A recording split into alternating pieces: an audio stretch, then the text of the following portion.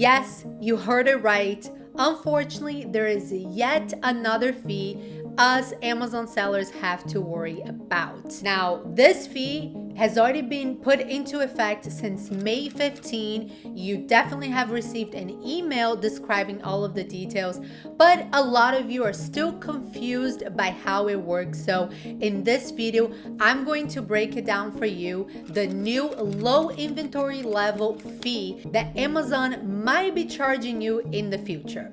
So if you're new to the channel, do not forget to first subscribe to never miss videos just like this, and to also support us. We really appreciate it. And let's get to it. So you can see here that we have a detailed view of what this new fee is about. All of the description is here, and I'll be sure to leave that in the description below. But to make things simple, what's happening is that Amazon wants to make sure they always have enough of your inventory to fulfill customer orders in a timely manner. So if they're going to be promising a 2-day delivery, or if they're going to be promising a same-day delivery, they need to have enough of your inventory in stock across the country. So what happens if you have too low stock and a lot of them are in California, for example? If someone in New York orders it and Amazon promises 2 days, it's going to cost Amazon a lot more to ship your product from California to New York than if they had enough of your product to be able to spread to their warehouses all over the country. Yes, it's frustrating, but at the same time,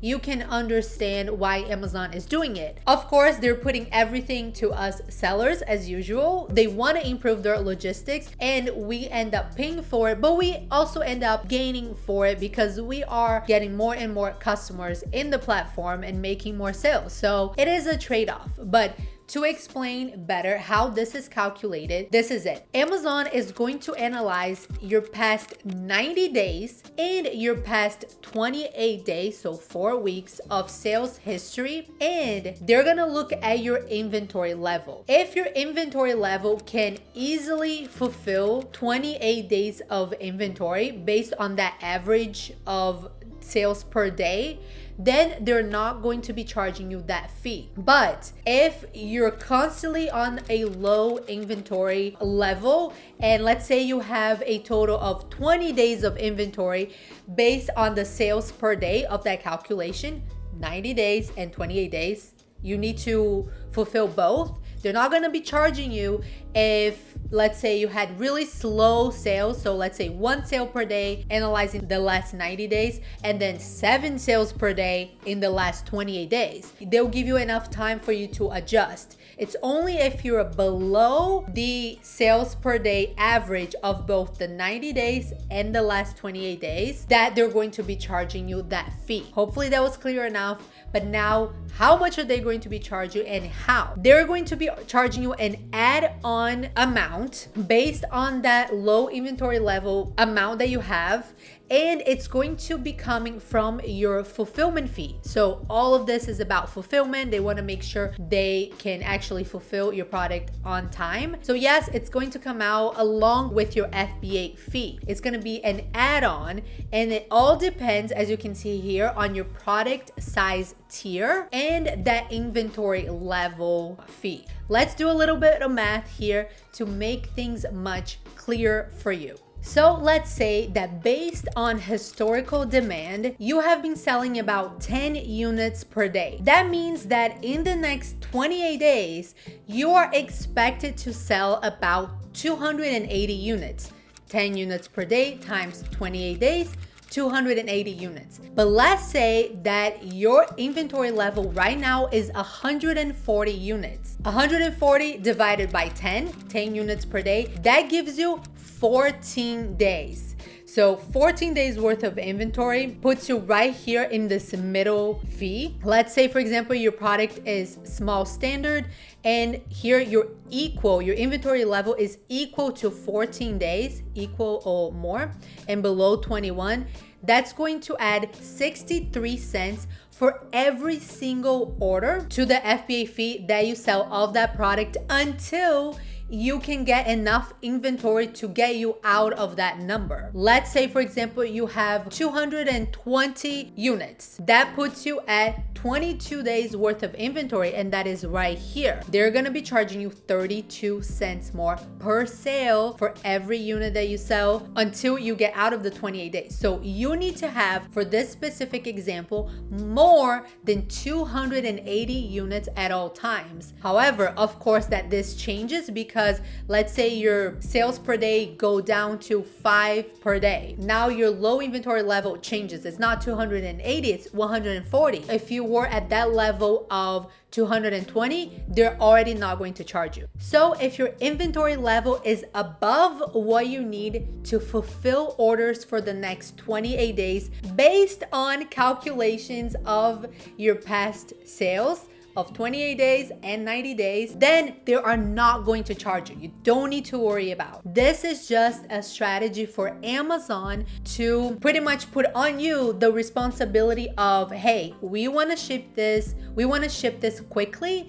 We want to make sure your products are distributed all over the country so we can fulfill this quickly and most inexpensive way possible. So if you don't have enough, we're going to charge you. But if you have enough, you're good to go. You don't have to pay. Now, there are exceptions for this new fee. For example, if you're a new Amazon seller under the professional seller account, Amazon will not charge you this fee for the first 365 days since they received your new inventory.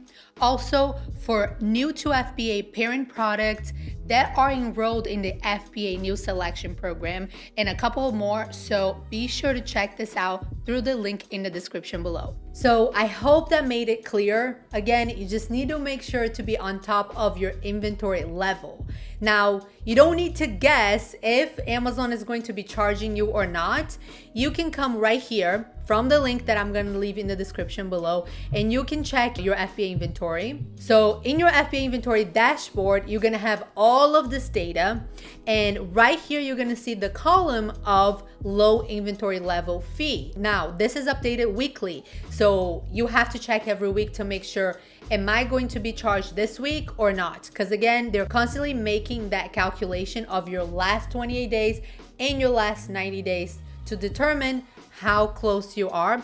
So if you click right here, actually click again so it's sorted the opposite. When you click this way, you can see this product right here. I'm low in stock. I'm almost there for them to charge me. I have 28.5 days worth of supply. If my sales pick up and I don't have enough inventory coming in, they will then charge me per unit depending on my product size tier and amount additional to my FBA fee. So this is how you can see if you might be charged. Also, if you're exempted, if that product is exempted, if you're not going to be charged for whatever reason, if the fees are going to apply not this week, but if you're in danger of maybe the next week, and so on. So be sure to keep an eye out and do not let this affect your profit margin. This is just teaching us to be better managers of our brand. I know it can be a headache, but there are so many tools that can help you to be on top